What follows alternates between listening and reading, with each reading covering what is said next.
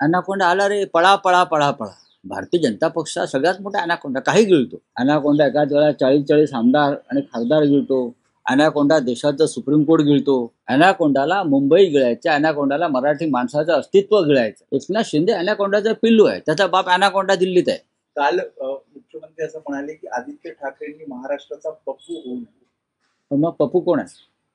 त्यांचं असं म्हणणं आहे की ज्या प्रकारे राहुल गांधींचा उल्लेख त्यांचे राजकीय विरोधक पप्पू असा करतात. कोणी करत नाही.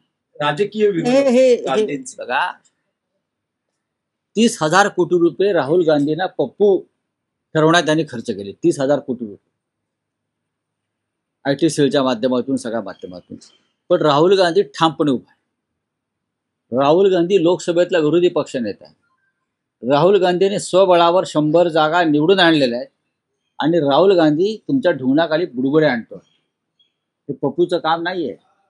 राहुल गांधी हा देशाचा लोकनायक आहे, लोकनेता आहे. ही तुमची पोटदुखी आहे. नरेंद्र मोदी लोकनेते नाही आहेत. नरेंद्र मोदी आणि अमित शहा बुडबुडे आहेत, भ्रष्टाचाराच्या पैशातून निर्माण झालेले. तुम्ही राहुल गांधीला घाबरताय आणि तुम्ही आदित्य ठाकरेंनाही घाबरताय. ज्या पद्धतीनं आदित्य ठाकरे यांनी एक प्रेझेंटेशन केलं निवडणूक आयोगाच्या भ्रष्ट कारभाराचं, त्याला तुम्ही घाबरताय. याचा अर्थ आदित्य ठाकरे यांनी जे मुद्दे मांडले, ती कट्यार काढली, ती कट्यार तुमच्या काळजात घुसलेली आहे. राहुल गांधीला पप्पू म्हणणं, देशाच्या लोकसभेतील विरोधी पक्ष नेत्याला पप्पू म्हणणं, हा या लोकशाहीचा आणि संसदेचा अपमान आहे. मिस्टर फडणवीस हे लक्षात घ्या.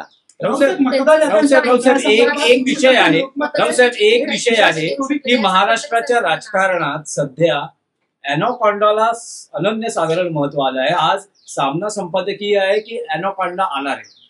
अनाकोंडा आला रे, पळा पळा पळा पळा. अनाकोंडा आला रे, पळा पळा पळा. अनाकोंडा आलाय ना, येतोय. भारतीय जनता पक्ष हा सगळ्यात मोठा अनाकोंडा, काही गिळतो. अनाकोंडा काहीही गिळतो. अनाकोंडा भूखंड गिळतो. अनाकोंडा विधानसभा गिळतो.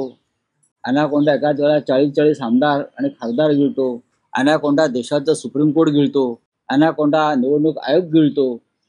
अनाकोंडा मरीन लाईन्सवरचे भूखंड गिळतो. या अनाकोंडापासून आपण सावध. अनाकोंडाला आता मुंबई गिळायची. अनाकोंडाला मुंबई गिळायच्या. अनाकोंडाला मराठी माणसाचं अस्तित्व गिळायचं. त्याच्यामुळे अनाकोंडा आला रे आला, अनाकोंडापासून सावध राहा, ही आमची घोषणा आहे. नाही, पण एकनाथ शिंदे असं म्हणतात. अरे एकनाथ शिंदे ठाकरे हे सुद्धा अनाकोंडा आहेत. त्यांनी मुंबई महापालिका गिळली, मिठीतला गाळ गिळला, महापालिकेतला भ्रष्टाचार केला, असे अनेक उदाहरण शिंदेंनीही दिलेली. कोण आहेत एकनाथ शिंदे? मला जरा समजून सांगा. एकनाथ शिंदे हे अनाकोंडाचं पिल्लू आहे. एकनाथ शिंदे अनाकोंडाचं पिल्लू आहे, त्याचा बाप अनाकोंडा दिल्लीत आहे.